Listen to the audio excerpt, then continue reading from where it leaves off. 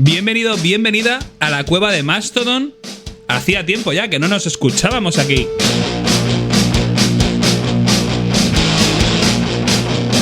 Y hoy vamos a cambiar un poco de tercio y meternos de lleno en el punk.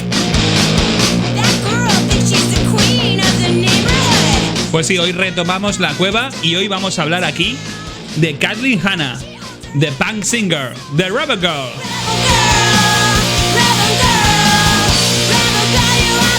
Bueno, después de haber estado inmersos en otros proyectos, y aunque este podcast, como me gusta decir siempre, es atemporal, tú puedes escucharlo siempre que quieras y cuando quieras, es verdad que llevamos mucho tiempo sin parar por la cueva y ver un poco qué podemos disfrutar aquí agazapados alrededor de un fuego. Y hoy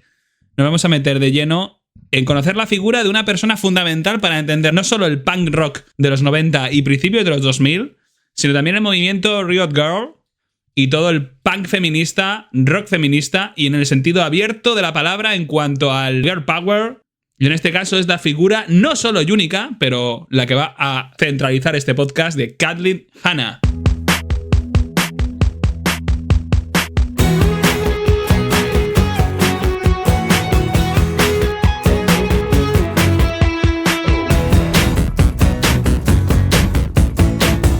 Para los que no la ponéis cara o nombre a Kathleen Hanna, hoy vamos a conocer un poco sobre su vida en este especial, el episodio número 7 de La Cueva, que vamos a conocer todos sus proyectos desde que empezó con Bikini Kill, el grupo que le ha hecho más famosa y que más huella ha dejado en el punk rock de principios de los 90, hasta hablar de sus proyectos paralelos como Julie Ruin o Le Tigre, otro proyecto muy interesante. Vamos a hablar de Kathleen Hanna,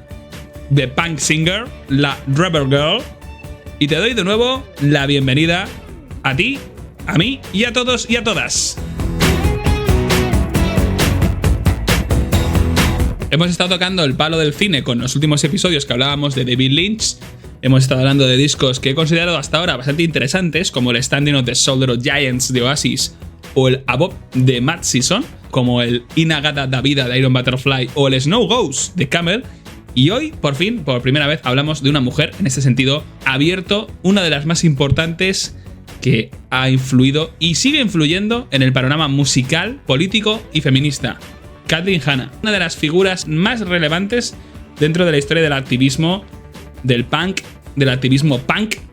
de todo un poco. Kathleen Hanna, creadora en parte del movimiento Riot Girl y participante de dos bandas de verdadera referencia dentro del punk y del punk synth, o por así decirlo, el punk electrónico, que fueron Bikini Kill y Le Tigre, teniendo en cuenta que Le Tigre todavía a día de hoy sigue funcionando. Todo un referente que incluso los rumores dicen que Kathleen Hanna fue la que vaciló a Kurt Cobain diciendo que olía a Teen Spirit y este lo usó para crear su super hit. Y para ponerlo un poco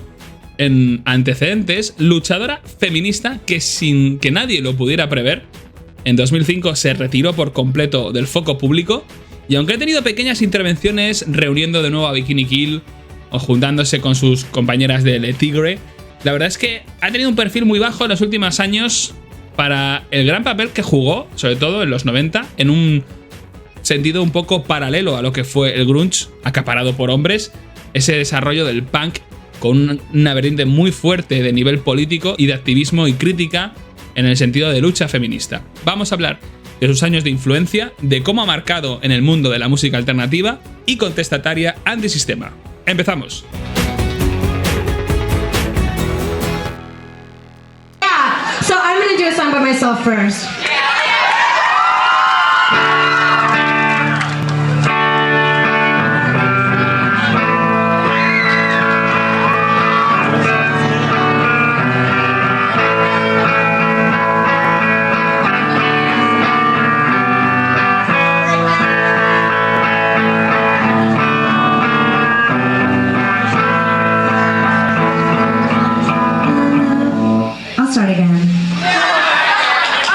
Bueno, antes que nada hay que comentar que hay una autobiografía de referencia que la ha escrito la propia Kathleen Hanna, como viene siendo habitual en una autobiografía, que se llama Rebel Girl, como la canción más famosa de Bikini Kill con la que hemos abierto este especial, este episodio. Una canción que es de sobra más o menos conocida y si no la conocíais ya has podido vibrar con ella. Y bueno, es una autobiografía que de momento solo está en inglés, publicada en 2024, es bastante recomendable para entender un poco todo el pensamiento de Caitlyn Hanna. Y al mismo tiempo también podéis ver un documental llamado The Punk Singer, que habla sobre todo de Caitlyn Hanna, de su vida, como en este episodio, y además cuenta con su participación muy abundante en casi todas las escenas. Tanto este libro como el documental es fundamental para entender mejor su figura. Para preparar este episodio, que aunque parezca que llevo ya un tiempo sin aparecer por la cueva, en un principio intenté contactar con su equipo de comunicación, sí, con el equipo de comunicación y de prensa de la propia Caitlyn Hanna, para ofrecerle una entrevista, pero a día de hoy, más o menos abril de 2026, sigo sin noticias de si algún día, si podríamos hablar o tener una conversación más o menos para este podcast. Ella sigue estando invitada, así que si algún día suena la flauta, aquí estará con nosotros y nosotras.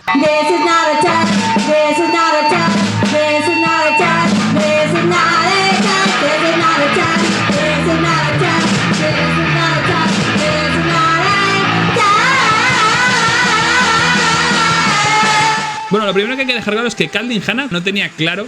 que iba a ser una cantante, y mucho menos una cantante de una banda punk. Ella solo quería hacer un poco como muchas de sus ídolas, como por ejemplo Kathy Acker, la escritora que fue la que le aconsejó que la mejor forma de usar la palabra escrita y de reivindicar y hacer política y lucha activista,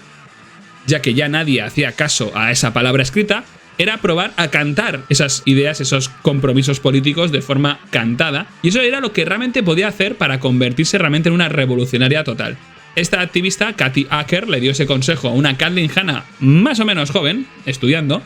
y al día siguiente fue cuando intentó formar su primera banda. Caitlyn Hanna nació en 1968 en Portland, Oregón. Era la segunda hija de una madre enfermera, descrita por ella misma como sádica y a la vez divertida. ¿Y eso por qué? Principalmente porque, aunque tenía un enfoque bastante feminista, en ese sentido de la madre de que la estaba un poco anticipando el mundo que se iba a encontrar y que no confiara ni mucho menos en el mundo masculino ni nada, tenía una forma de hacer pedagogía con ella que podía interpretarse como un poco sádica. También era hija de un padre montador de tuberías, que era un poco todo lo contrario a su madre. Con 3 años se mudó con su familia de Portland, Oregón, al estado de Maryland. Y bueno, es interesante una anécdota que cuenta Caitlyn Hanna en el documental The Punk Singer sobre la confianza, y es que su madre, en ese sentido sádico y a la vez divertida, le hizo la típica jugarreta de la confianza de ponte de espaldas y déjate caer, que yo te sujeto, y la madre, en este caso, no la sujetó, y Caitlyn Hanna se dio de bruces contra el suelo. Es decir, hubo una confianza ciega en su madre, pero en este caso su madre no le devolvió esa confianza, sino que se apartó, y eso fue un chasco increíble para Caitlyn Hanna. La lección que le dio la madre a raíz de eso fue que no se fiara de nadie y que eso le sirviera realmente como un aprendizaje, que no se podía fiar en el mundo ni siquiera de su propia madre.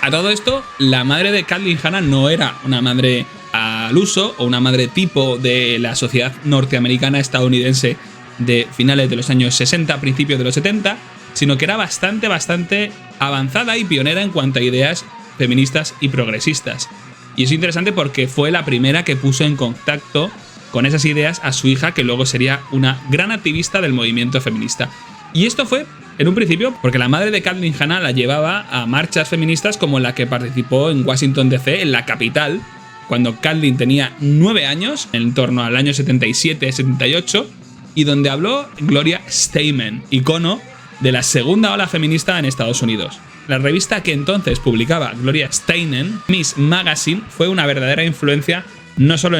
para la madre de Caitlyn Hanna, sino para la propia Hanna,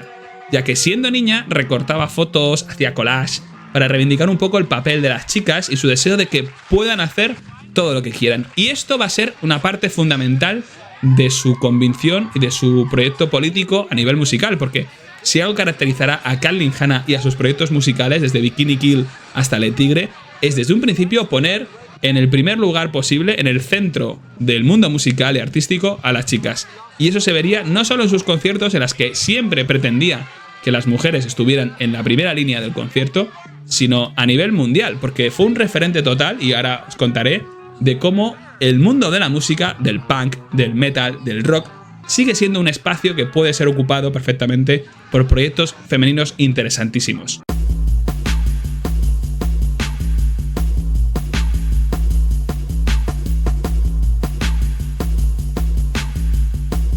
Lo curioso es que esta actividad de hacer collage, de recortar fotos que llevaba a cabo Hannah ya siendo pequeña, fue un poco lo que luego se convertiría en su primer proyecto artístico serio, que ya fue cuando estuvo de estancia en el Evergreen Stage College a finales de los 80, llevando a cabo una exposición fotográfica denunciando actos de violencia de todo tipo hacia las mujeres, que fue bastante polémica, sobre todo en el ambiente académico del centro, del Evergreen Stage College. Y en este caso, Kathleen Hanna hablaba desde una violencia que ella conocía muy bien, pues durante esa época en la que estuvo trabajando pagándose el college, estuvo dedicándose a trabajar en bares de ambiente masculino como stripper, algo que se le ha criticado mucho, sobre todo posteriormente cuando ella ha sido una figura pública abiertamente feminista y muy reivindicativa. Se le ha criticado el hecho de que pusiera a la venta un poco su cuerpo, en este caso para satisfacer deseos masculinos tóxicos como puede ser una stripper cualquiera. Y en esto Kathleen Hanna siempre ha respondido que ella es dueña de su cuerpo y que en ese sentido no va a ser menos feminista que otras, no le van a quitar el carné por el hecho de que durante una época de su vida se aprovechara del sistema que ponía en venta el cuerpo de las mujeres para sacar alguna ventaja sobre el mismo. En este caso, se pagó los estudios de esa forma, entre otras cosas, estudió fotografía en la Universidad de Olympia, en Washington, una ciudad que, aunque parecía bastante progre, no lo era tanto, ya que los propios proyectos de Kathleen Hanna, como esta exposición fotográfica, fueron muy polémicos, y cuando ya empezó a desarrollar su parte musical, con el proyecto Bikini Kill y con otros grupos que hizo antes, se dio cuenta que no era la ciudad que iba a poder desarrollar al máximo su labor como punk singer, y menos con sus ideas políticas. La ciudad de Olympia, que está en el estado de Washington, se encuentra en un punto importante, sobre todo porque está muy cerca del lugar de encuentro musical fundamental de esta época, que es el movimiento grunge. Y en este caso estoy hablando de Seattle, que durante finales de los 80 y principios de los 90 iba a ser la meca de la música alternativa en Estados Unidos, por no decir en el mundo. Estando un poco en Olympia y teniendo que relacionarse con gente de Seattle, es normal que Kathleen Hanna tuviera conocidos dentro del movimiento grunge, que era un espacio totalmente copado por hombres, como por ejemplo Kurt Cobain, del que luego hablaremos de nuevo cuál era la relación exacta que tenía con Kathleen Hanna, o por ejemplo también con Dave Grohl, batería de Nirvana, que luego acabaría siendo el líder de los Foo Fighters, que también tendría una relación bastante importante con Kathleen Hanna.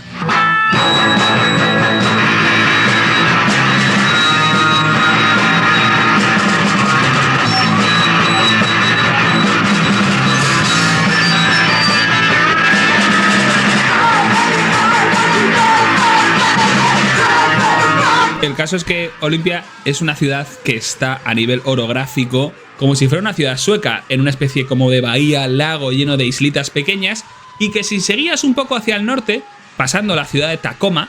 llegabas a Seattle.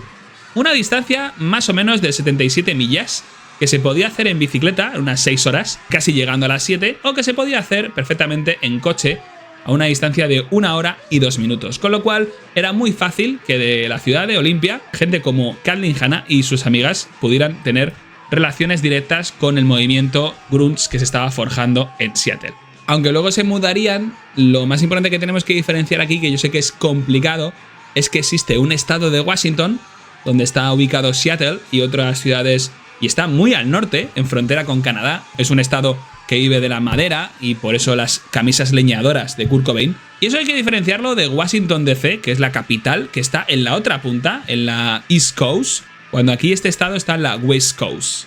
Bueno, y en cuanto a la referencia con el movimiento grunge, aunque el movimiento grunge realmente no es una forma musical como tal, no es un género, no es algo que pueda identificar a niveles de sonido a una serie de bandas, es más una etiqueta o una denominación de origen que denomina a varias bandas que digamos que estaban en esa escena en ese momento de los 90, Soundgarden, Nirvana, Alice in Chains, incluso bandas que no eran de Seattle, como por ejemplo Stone Temple Pilots o Pearl Jam, que sí que lo eran, pero su cantante Eddie Vedder era de California. Entonces no había una cosa que uniera a todos como sonido, porque por ejemplo Nirvana tenía un poquito más que ver con este punk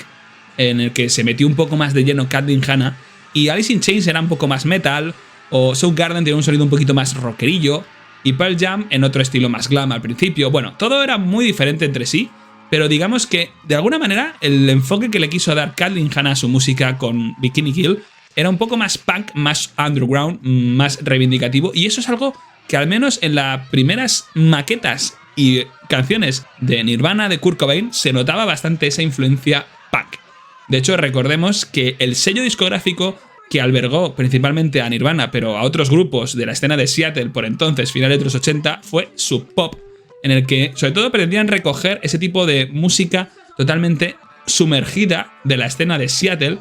que tenía bastante más que ver con el punk que con otros géneros.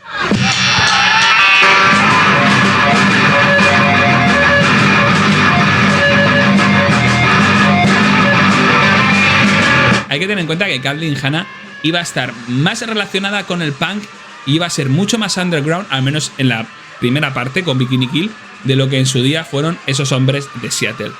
Y aunque el grunge abrió el camino para bandas de chicas, como por ejemplo Hole, la banda capitaneada por Courtney Love, o Melissa Out Their Mouth, no podemos considerarlas al mismo nivel de compromiso y crítica social de lo que sería Bikini Kill, el primer grupo de Kathleen Hanna.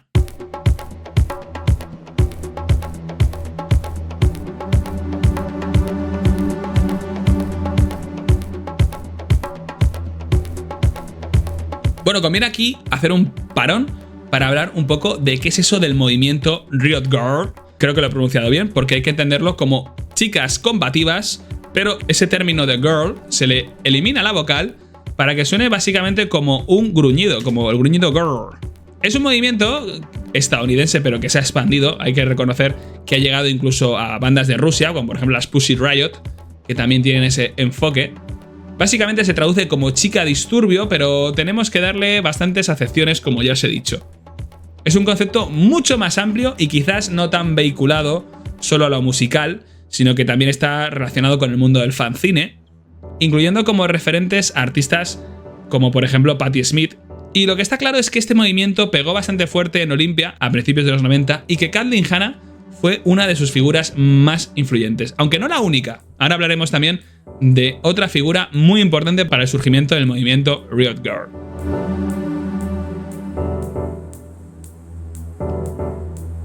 De hecho, en cuanto al corpus teórico del movimiento, todo lo que podríamos relacionar con el origen de lo que significa este movimiento, surgió a raíz del manifiesto Riot Girl, que fue escrito en el fanzine llamado Bikini Kill, publicado en el 91, cuya autora era Kathleen Hanna.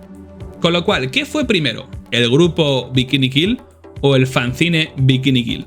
Bueno, es que con Kathleen Hanna todo está interrelacionado. Desde el momento que uno de sus referentes feministas le dijo que la verdadera forma de hacer revolución de verdad era con una banda,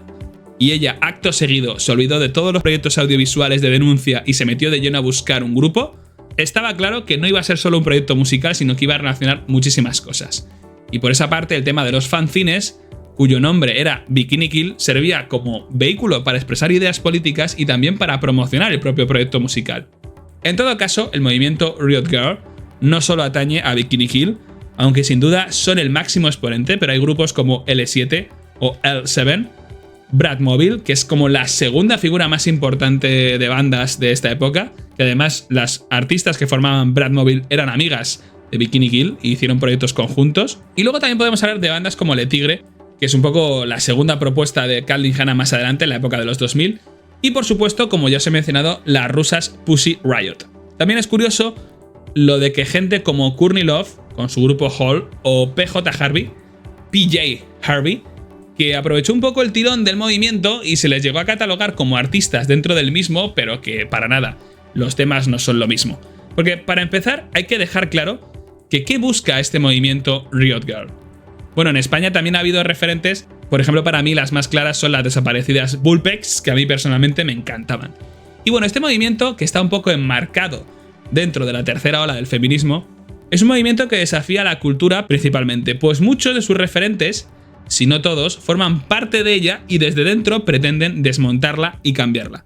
Lo que viene a reivindicar, al menos en el aspecto musical, es que el punk, el rock o incluso el heavy metal son espacios también para mujeres. Los temas de sus canciones no vienen a ser los típicos de maromos sino que muchas letras hablan de abusos, vejaciones, desigualdad, homofobia y sobre todo y mayormente empoderamiento femenino.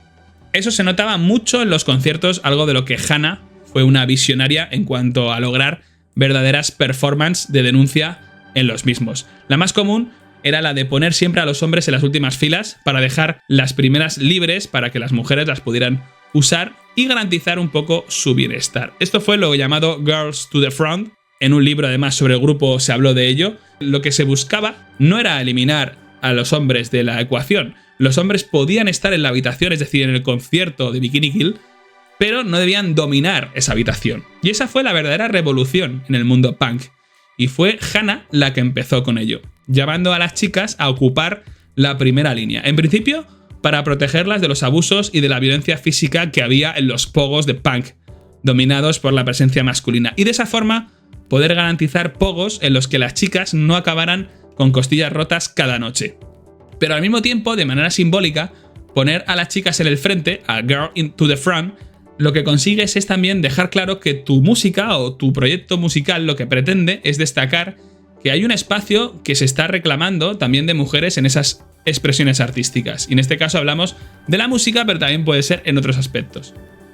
Esto fue algo que evidentemente al principio no sentó bien. Obviamente en el público masculino, que en ocasiones se negaba a abandonar su posición de poder, eso generaba conflictos con la propia Hannah, que tenía que enfrentarse a ellos. A eso se refirió Kathleen Hanna años después, cuando, en el momento que todo el mundo amaba el Riot Girl, ella decía que siempre hubo problemas al principio con el mismo y que fueron tachadas de todo tipo de cosas por buscar ese tipo de espacios seguros.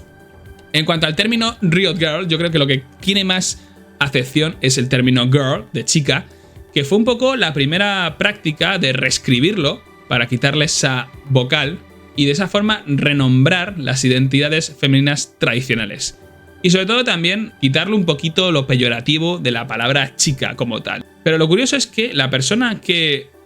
acuñó ese término no fue Kathleen Hanna, sino que fue una persona igual de importante y que aquí en este episodio también merece que hablemos de ella, que fue Toby Bale.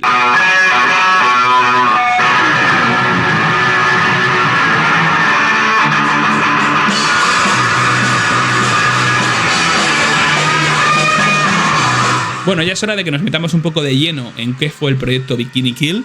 el segundo grupo de Kathleen Hanna con el que consiguió realmente el éxito. Y respondiendo a la pregunta de antes, ¿qué fue lo primero? ¿El fanzine Bikini Kill o el grupo Bikini Kill? Bueno, ambas cosas fueron creadas por Kathleen Hanna y por Toby Bale en los años 90, justo en el principio, para poner un poco en marcha sus ideas feministas. Pero es que lo más interesante aquí es Toby Bale, la batería de Bikini Kill, que era un poco la que había creado toda esa influencia en Kathleen Hanna para llevar a cabo un poco no solo el grupo musical, sino también los fanzines. Porque Toby Bale fue la persona que influyó a Kathleen Hanna, ya que fue ella la que hizo el primer fanzine que llamó la atención de Kathleen Hanna y dijo: oye, esta chica mola, quiero ser su amiga. Esto fue más o menos por octubre de los años 90, ya que por entonces el nexo con el grunge ya existía y al parecer Toby Bale era pareja de Kurt Cobain. En una época en la que, además, Kathleen Hanna se juntaba mucho con el grupo The Melvins, un grupazo, mucho mejor que Nirvana para mi gusto, y Toby Bale estaba un poco ahí en medio también porque era la novia de Kurt Cobain. Pero como os digo, lo importante no fue esa relación musical, lo importante fue que Toby Bale escribió el primer fanzine del movimiento, llamado Jigsaw Cine, en el año 89, y esto fue lo que atrajo poderosamente la atención de Kathleen Hanna. Esto fue lo que hizo este fanzine, Jigsaw Cine, que dijera: quiero conocer quién es esta Toby Bale.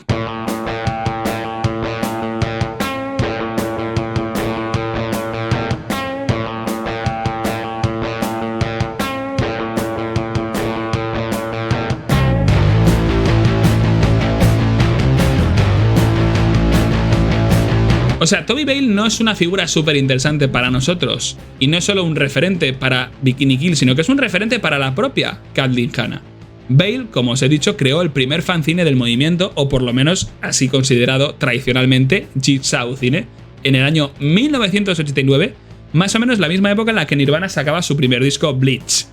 Fue este fanzine, en su número 2, el que llamó la atención de Hanna, que por entonces estaba girando con su segunda banda, La primera que había montado había sido una banda llamada Amy Carter. Esta fue la primera que hizo Calvin Hanna después de hablar con su ídolo feminista y se dio cuenta que tenía que hacer música punk. Pero esta segunda banda en la que estaba, estando de gira, fue cuando conoció el Jigsaw Cine de Toby Vale. Por cierto, no os he dicho el nombre de esta segunda banda de Calvin Hanna, que se llamaba Viva Nibel. Creo que lo he pronunciado bien porque es complicado. Viva Nibel con K. Una banda con la que llegó a grabar un EP de 7 pulgadas con 4 canciones, del que rescato esta canción que se llama Boy Poison, que parodia en el principio un tema de Burt Bacharach, el famoso Je t'aime.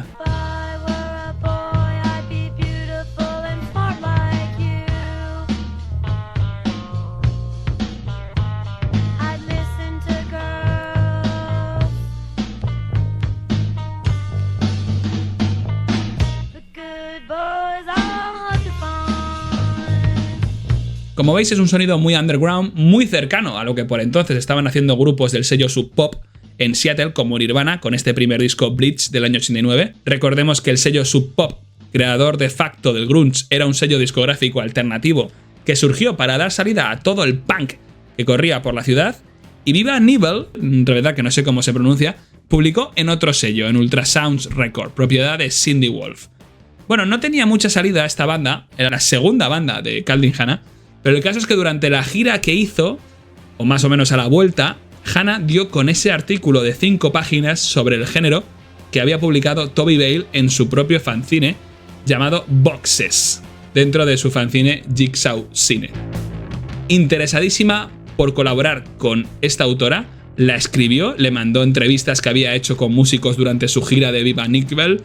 para que las publicara en su fanzine. O sea, Calvin Hanna estaba obsesionadísima con conocer a Toby Vale y con que pudieran trabajar juntas en ese fanzine. Toby Vale flipó con su dedicación y dicen que lo de mezclar las palabras girl en lo de Riot Girl fue desarrollado por la propia Vale en el tercer número de este fanzine suyo, de Jigsaw Cine.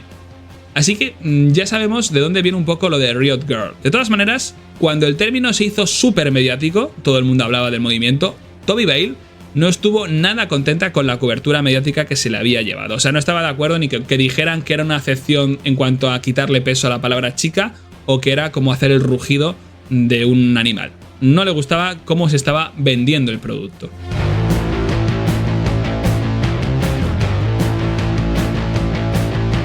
El caso es que Toby Vale ya tenía una banda, se llamaba The Go Team, en donde de hecho llegó a tocar la guitarra Kurt Cobain en 2 de los singles que sacaron, ya que, como os he dicho, era pareja de Toby Vale. Y esta banda no era exclusivamente femenina, y eso era algo que a Vale que le reconcomía, porque ella ansiaba por encima de todo, y cito textualmente, gobernar el mundo y cambiar la forma en la que la gente ve la música y la política. Y para ello,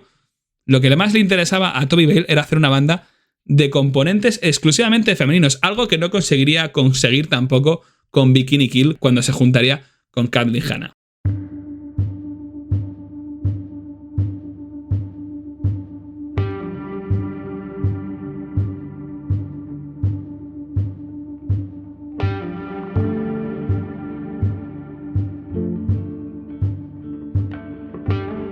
La banda de Vale, The Go Teams, grabó muchos sencillos, en concreto 7 singles y algún cassette, todo muy punk. Veremos luego que Bikini Kill, su primer disco, fue un cassette. Y luego The Go Team se disolvió, pero aún así Toby Vale grabó un disco como batería de un grupo llamado Some Velvet Sidewalk, con el que llegó a hacer una gira. Y posteriormente a eso, juntándose con Calvin Hanna, que eran 2 chicas con experiencia en bandas, en giras, con ideas para hacer un fanzine conjunto, que fue luego lo que se llamó Bikini Kill, era lógico que el primer paso fuera hacer esa colaboración musical más profunda. Y de esa manera nació Bikini Kill, entre las personalidades tan poderosas y fuertes de Toby Vale y de Calvin Hanna. Y creo que un poco todo ha ido funcionando en torno a estas 2 figuras, porque cuando al final definitivamente Bikini Kill se separaron, Toby Vale funcionó de otra forma y Calvin Hanna por otro lado también, y no volvieron a juntarse hasta posteriores reuniones de la banda. Y sobre todo que Toby Vale sí que funcionó con otras bandas del movimiento Riot Girl, como Bradmobile, y Calvin Hanna consiguió funcionar por otro lado. O sea, parece que hubo o debió haber alguna especie de roce artístico personal entre ellas dos más adelante. Pero en este momento, en el año 90, estaban inaugurando su primer proyecto conjunto y único, que fue Bikini Kill. De hecho, lo de Bikini Kill tiene mucho que ver con sus ideas políticas de reivindicación y empoderamiento femenino. Por esta época, además, estaban saliendo tanto Toby Bale con Kurt Cobain como Kathleen Hanna con Dave Grohl, y ambos dos eran miembros de Nirvana. De hecho, dicen que la separación entre Kurt Cobain y Toby Bale fue tan traumática para Kurt Cobain que casi todas las canciones de Nevermind, por no decir todas, tienen ese enfoque obsesivo de duelo por la ruptura que tuvo con Toby Bale. Hay muchas posibilidades de que muchas de las canciones fueran conjuntamente escritas por Toby Bale y por Kurt Cobain, y así se ha reflejado en algunas fuentes, como que muchas de las canciones de Nevermind en el fondo son compuestas por Toby Bale. Lo del Teen Spirit, esa anécdota que ha pasado a la posteridad como que Kathleen Hanna fue la que acuñó el término Teen Spirit, pues es muy interesante porque realmente lo que pasa aquí es que Toby Bale usaba una colonia que se llamaba Teen Spirit y Kathleen Hanna, en un momento de euforia, pintó o grafiteó en las paredes de, no sé muy bien si fue la casa que compartía Toby Bale en ese momento con Kurt Cobain o en la misma calle, y lo que puso fue esta frase, que Kurt Cobain, o mejor dicho Kurt, huele a Teen Spirit. Y eso fue lo que luego Kurt Cobain le quiso dar un sentido más amplio, más generacional, más intensito para su tema, el tema más famoso de la historia de Nirvana, Smells Like Teen Spirit. Kurt Cobain siempre ha hablado de que tiene que ver más con la idea generacional del espíritu adolescente, pero en el fondo lo que olía, ese olor, no era a espíritu adolescente, sino a una colonia como tal que tenía en este caso Toby Bale.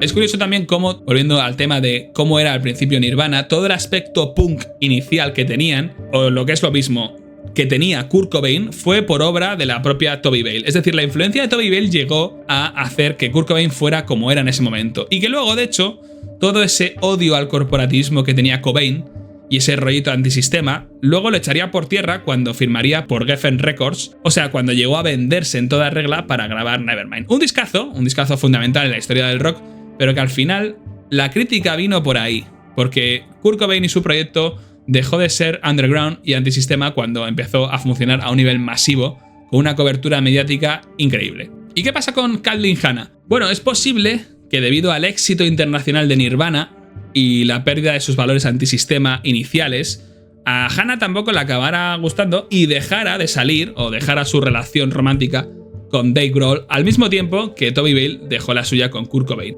Llegamos a octubre del año 90, que es cuando se forma Bikini Kill, el tercer grupo de Kathleen Hanna, y uno de los motivos para iniciar este proyecto musical tuvo como impulso una tragedia sucedida en Canadá, en Montreal, donde un hombre entró a una sala de estudiantes y se lió a tiros con las mujeres, matando a 14. Lo curioso es que previamente, al entrar armado, había pedido a todos los hombres del sitio que salieran, porque realmente lo que quería hacer era solo disparar hacia las mujeres. Para denunciar esta tragedia, se creó el primer número del fanzine Bikini Kill, lanzado en el 90, con Hanna, con Toby Bale y con Katie Wilcox, que iba a ser la tercera componente de este proyecto musical. Estas tres chicas concretarían una banda junto al guitarrista Billy Burrington, o más adelante conocido simplemente con el nombre de Billy Carren. Y esto aunque haría que sería una banda no enteramente femenina, porque siempre estuvo de guitarrista Billy Carren, este fue el primer y la principal formación de Bikini Kill.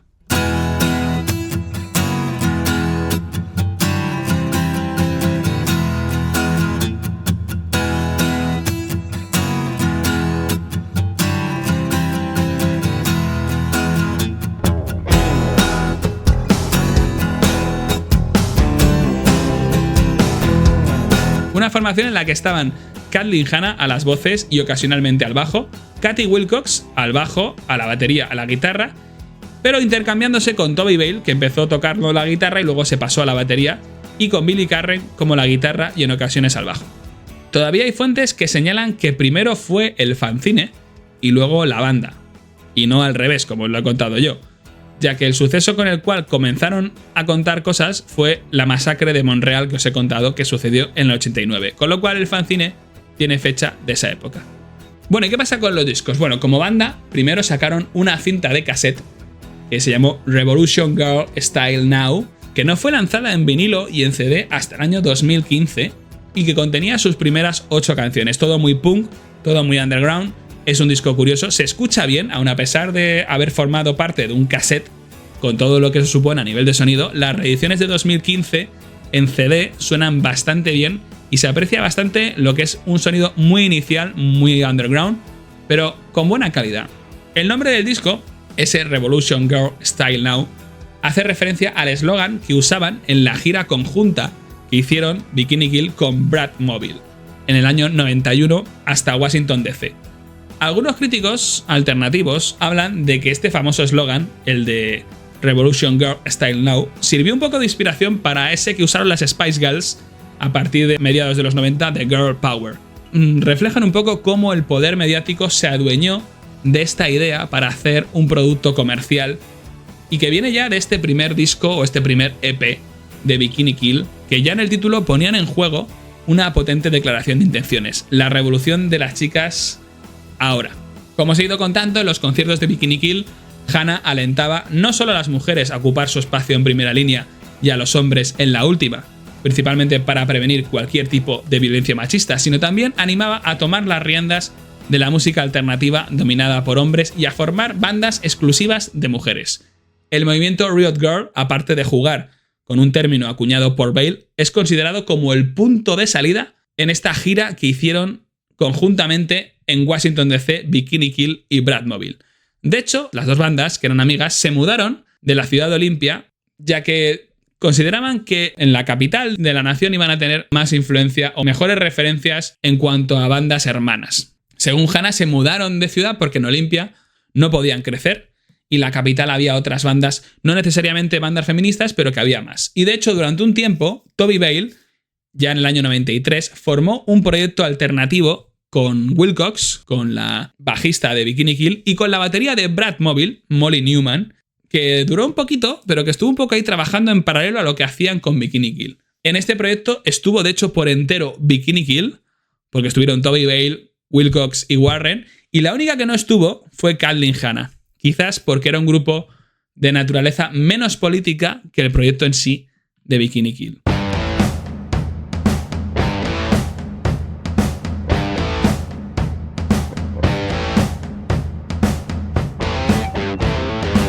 Bueno, el caso es que grabaron su primer EP, Bikini Kill, ya en el año 92, un EP como tal, que fue producido por Ian McKaye, que era el miembro de Minor Threat y posteriormente de Fugazi,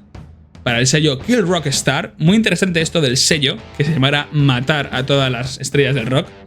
Y una vez con este disco, con este EP, que en el fondo recogía canciones que ya habían usado, o sea, realmente la discografía de Bikini Kill es compleja, porque presentan un primer disco, que es el de Revolution Girl Style Now, que lo sacaron solo en cassette, como ya os he dicho, pero que en el siguiente, que fue el EP, que sí que salió en vinilo, sí que repiten algunas canciones que ya tenían en este primer disco, como por ejemplo Carnival o Double Georgia, canciones que se repiten porque se graban en formato vinilo CD que podían tener mejor calidad. Y en este momento es cuando Bikini Kill, con este EP ya grabado, se marchan a actuar a Londres, cruzando totalmente el charco,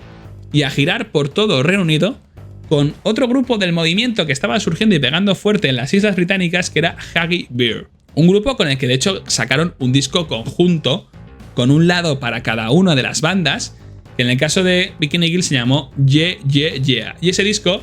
Yeah Yeah Yeah, os parecerá una locura que lo sacaran en conjunto con otra banda, pero es que era un disco de apenas 7 canciones y de 15 minutos de duración, todo muy punk.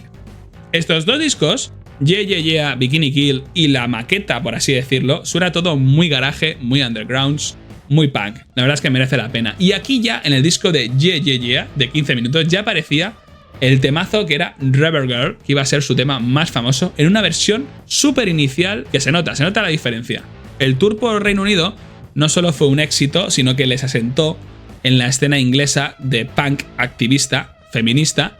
y su gira con Huggy Bear fue grabada por Lucy Train, una cineasta, y convertida en un documental llamado It Changed My Life, Bikini Kill in the UK. Eso cambió mi vida.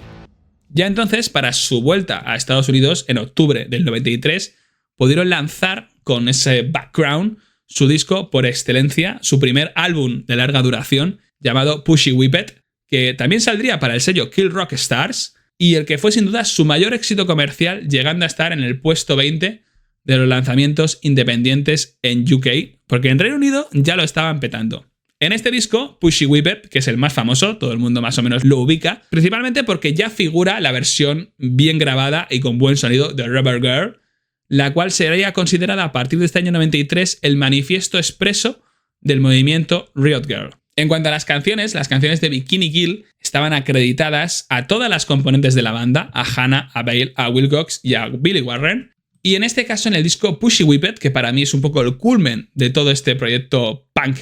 que estaban llevando a cabo, es un disco cortito, de apenas 24 minutos 50 segundos, con algunas de las canciones que, en este caso Rebel Girl, que ya conocíamos de Ye Ye Ye, pero es que también hay algunas canciones que se repiten, al menos en una versión inicial, con lo anterior. Pero esto suele pasar mucho. Primeras versiones iniciales, luego son perfeccionadas en otros discos. Bueno, en este disco, en Pushy Whippet, ya hay más desarrollo comercial y, como digo, llegó a alcanzar una posición muy buena y eso les permitió, después de todo este tema,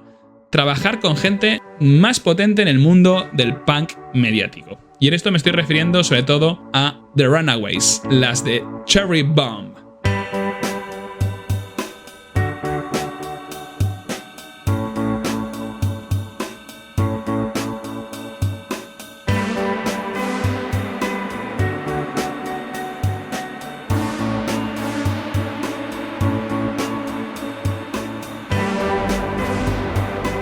Kathleen Hanna se juntó con Joan Jett,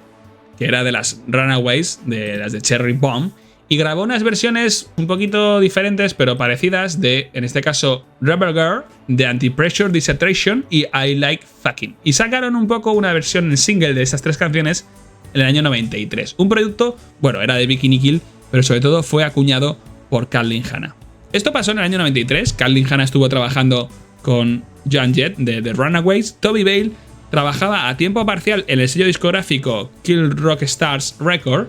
de donde salían sus discos, y también luego acabó trabajando en el departamento de correos de este sello justo después de dejar ya Bikini Kill, solo para que os hagáis una idea del do it yourself que era todo esto del aparato de Bikini Kill. Bueno, y toda esta influencia de las Runaways y ideas nuevas que tenía Kathleen Hanna en la cabeza fueron lo que, sobre todo de la música ochentera, fue la que puso en marcha un poco el segundo disco largo de estudio sacado en el 96, 3 años después de su despegue, que fue Reject All Americans. Este segundo disco de Bikini Kill largo, pero que sería el quinto oficial, si tenemos en cuenta los EPs, que fue grabado en el año 95 y producido por John Goodmanson, y que nuevamente apenas duraba 28 minutos, pero que tuvo buenas críticas y cerró un poco el círculo creado por el grunge, por Kurt Cobain, por toda esta influencia, porque ya este disco salió en el año 96. Sería el último disco que sacaría Bikini Kill como banda, este Reject All American,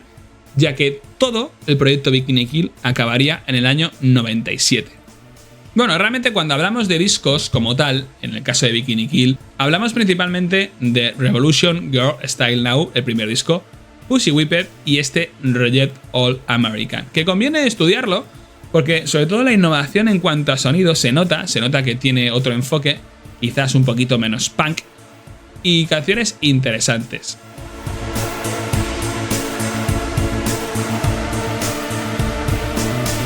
Bueno, ¿y qué pasó en el año 97 para que todo se acabara? Es verdad que se acabarían reuniendo las Bikini Kill en el año 2019 para hacer shows por Estados Unidos e incluso por Australia en el año 2022, aunque ya en 2020 Kathleen Hanna dejó claro que la banda no tenía pensado crear nuevo material, pero Bikini Kill digamos que terminó y las componentes del grupo tenían que buscarse un poco formas de salir adelante en sus diferentes proyectos. Yo puedo especular y especulo con que tuvo que haber algún cisma entre, en este caso, Toby Bale y Kathleen Hanna, porque sería curioso que cuando más adelante Hillary Clinton se presentó a las primarias del Partido Demócrata y usó la canción Rebel Girl de Bikini Kill como canción para lanzar su candidatura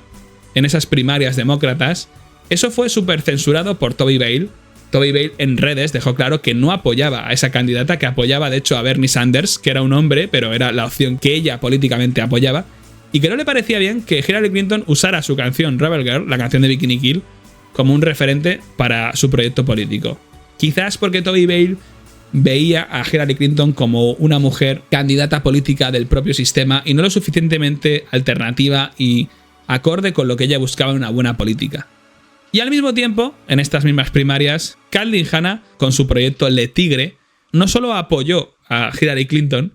sino que sacó una canción específicamente para su campaña que se llamó I'm With Her. Con lo cual ya podemos ver cómo Toby Bale, Caitlyn Hanna tenían opiniones diferentes a nivel político, aunque sea a nivel estatal.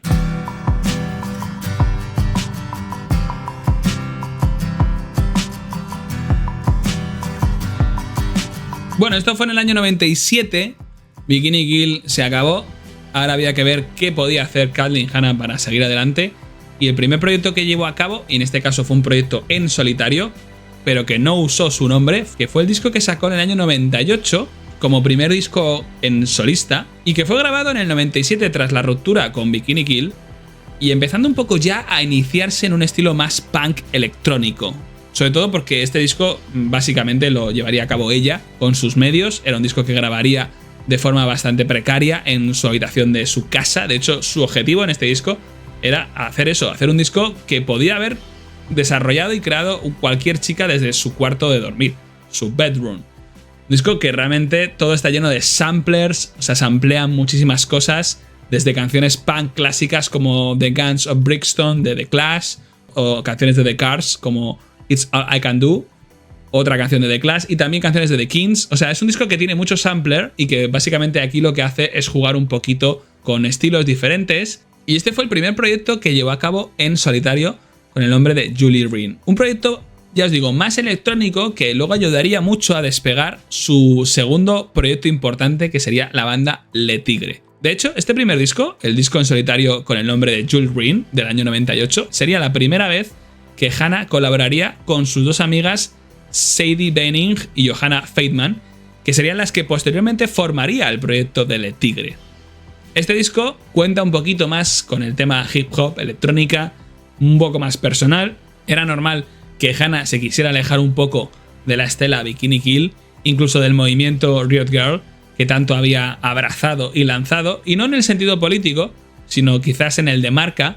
ya que Hanna había criticado que ahora el mass media les adoraba y les encumbrara como líderes e iniciadoras del movimiento, y en este caso se refiere a Bikini Kill, pero también a otras bandas,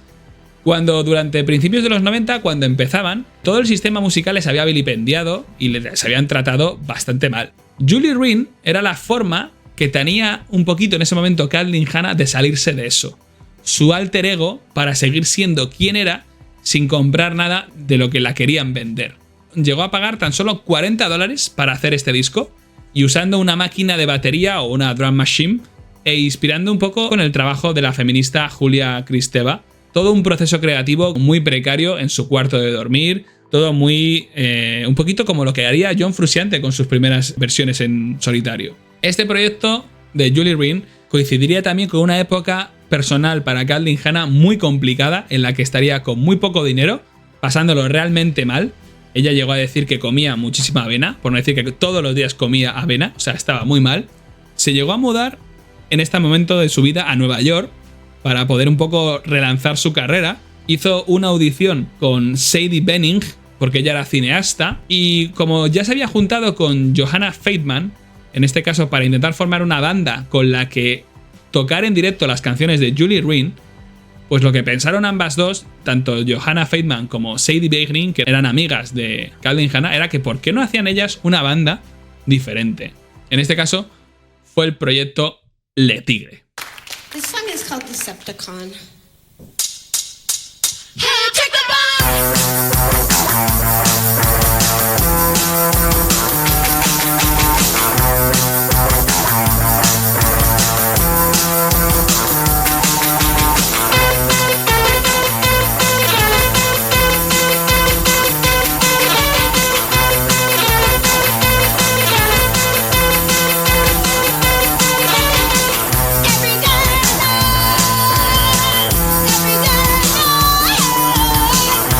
Bueno, tras su llegada a Nueva York, Hanna quería tocar todas las canciones de su disco Julie Rein en directo. Pero como para ello necesitaba una banda, y ahí fue cuando pilló ayuda a Johanna Feitman para que la acompañara a la guitarra y a los teclados, Y también en ese lado a Sadie Benning, que fuera la parte de lo más visual, haciendo un poquito de efectos en directo, y que de hecho ya le había ayudado grabando el videoclip de la canción Aerobicide, de su disco Julie Ring. Al final eso nunca llegó a ponerse en ningún lado, no llegaron a actuar nunca en directo para tocar las canciones de Julie Ring, pero pensaron, ¿qué coño?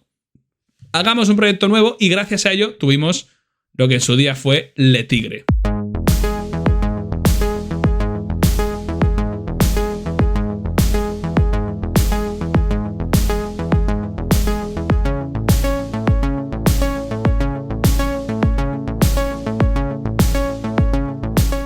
Le Tigre ficharon por el sello Mr. Ready Records, que era de una amiga de Hannah y de su pareja, Tammy Ray Carlan, que ya había trabajado con Bikini Kill, de hecho era la autora de la portada del disco Pussy Whipped,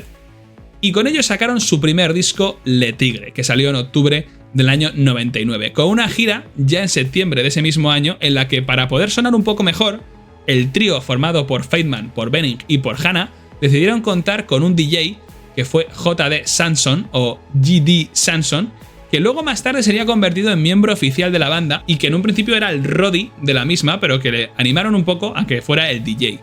Samson tenía tanto carisma que en las posteriores giras le animaban también a bailar, a hacer break, a hacer de todo. Y acabó siendo, como os digo, miembro oficial de Le Tigre a partir del segundo disco. El proyecto funcionaba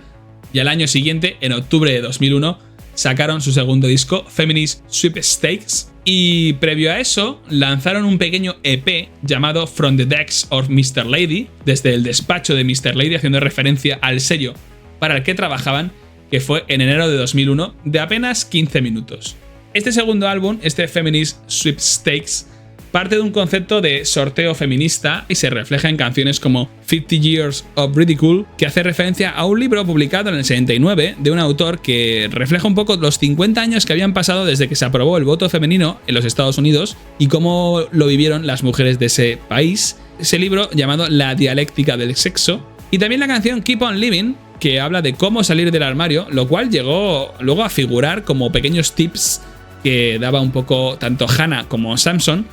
en su propia página web, la página web del grupo de Le Tigre, un poco para ayudar a que la gente expresara sus hechos traumáticos de abusos y demás, pero también le ayudaran un poco a salir del armario en su entorno.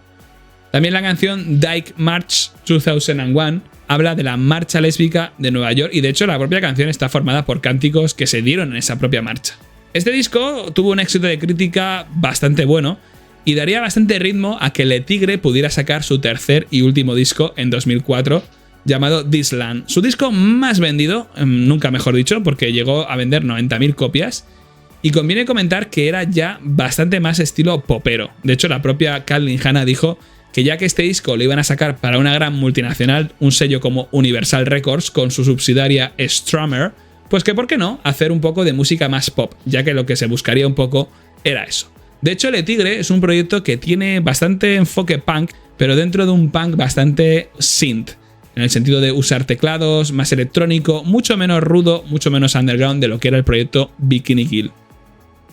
Cabe destacar que el trío inicial de Le Tigre, con Johanna Feidman y con Sadie Benning, se vino reducido también a otro trío, porque Sadie Benning abandonaría el proyecto en el segundo disco y sería JD Samson el que acabaría siendo miembro oficial, con lo cual sería un trío de Kathleen Hanna, Johanna Feidman y JD Samson. Este disco último, el disco This Land, llegó a vender un montonazo y posicionarse en el puesto 130 del Billboard estadounidense, es decir, un éxito que nunca había conseguido Kathleen Hanna con Bikini Kill. Y aunque era un proyecto mucho más dance, con las letras también de un formato más político-cultural y de crítica, y sobre todo de afán de ayudar a los colectivos vulnerables, oprimidos y desamparados de la sociedad, Le Tigre, digamos que sigue siendo en todos sus discos un ejemplo digno o un heredero adecuado de lo que había inaugurado el movimiento Riot Girl. Le Tigre, a partir del año 2010, entró en un hiato o un parón del que no volvió a salir, salvo para hacer esas producciones que hizo con artistas como Christina Aguilera y también con la canción que sacaron para apoyar la candidatura de Hillary Clinton que ya os he comentado. Cuando Le Tigre pausó su actividad en 2005, que es cuando en la película de The Punk Singer hablan de que Kathleen Hanna lo dejó todo a partir de ese 2005 y no volvió a saberse nada de ella, tampoco es del todo cierto, porque a partir de 2010 se puso un poco a trabajar en un proyecto un poquito más retomando el origen de su música, más punk, que fue el proyecto de Julie Rain. Y esto no era más que una forma de retomar su proyecto de Julie Rain, pero con una banda en la que, por cierto, figuraban antiguas componentes de Bikini Kill, como Katy Wilcox, y con una banda un poquito más punk, lanzaron este primer disco de la formación, que se iba a llamar como el disco en solitario de Kathleen Hanna, de Julie Rain. Un primer disco llamado Run Fast, que siguió de otro disco llamado Hit Reset. Ambos dos en 2013 y 2016, que eso sería un poco lo más actualizado que tiene Kathleen Hanna en su carrera discográfica. Bueno, ha sido un episodio bastante de datos. Creo que conviene destacar que la carrera de Kathleen Hanna no ha terminado, ni mucho menos. Sigue habiendo mogollón de material por ahí que rescatar. Yo os animo muchísimo a que escuchéis los primeros discos de Bikini Kill y también algún tema de Le Tigre, aunque no es un estilo igual, tiene muchísimo interés, así como sus proyectos en solitario, como el caso de Julie Rain. También comentaros algunos datos personales sobre Hanna, que creo que son interesantes, como que desde 2006 está casada con uno de los miembros de los Beastie Boys, concretamente con Adam Horovitz, con el que tiene un hijo, aunque bueno, Hanna siempre se ha declarado abiertamente bisexual y defensora de toda la comunidad LGTBQ+. Y bueno, aunque Le Tigre ha tenido polémicas, en este caso por participar en festivales trans excluyentes, la verdad es que no tiene mucha lógica con lo que ha defendido el propio proyecto musical, con miembros como J. de Samson, que se declaran abiertamente no binarios y con ideología queer a muerte, como para que luego digamos que se metan en esos fregados.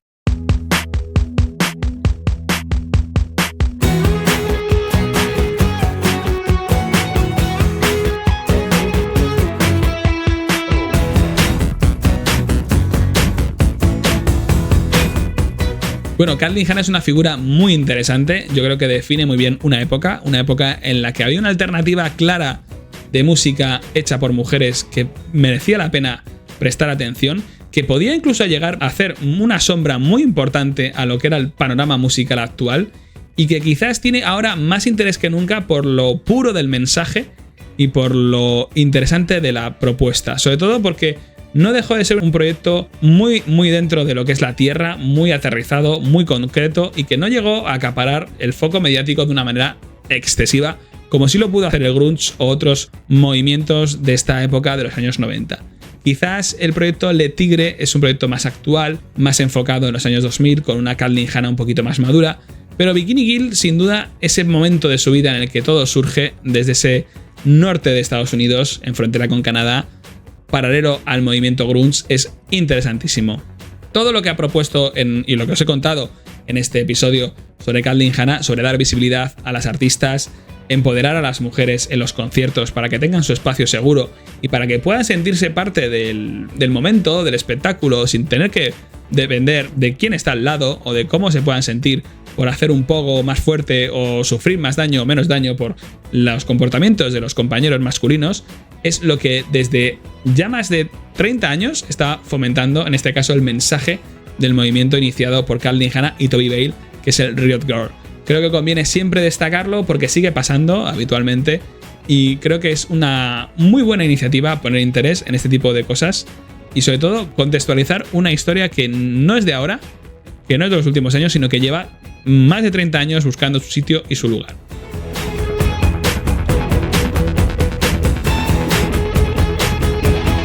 Espero que hayas disfrutado de este episodio y de este regreso de nuevo a la cueva de Mastodon. Nos veremos dentro de poco, creo que volveremos a retomar el cine, que el cine siempre es algo interesante. Tengo proyectos pendientes de hablar de algunas películas, algunos autores que me encantan y creo que puede ser un año en el que podamos vernos muy a menudo aquí en la cueva, así que te sigo animando a que descanses, dejes tus bártulos, te sientes conmigo y escuches aquí al fuego lo que te he traído para ti. Mientras tanto, y como siempre, sed felices y hasta pronto.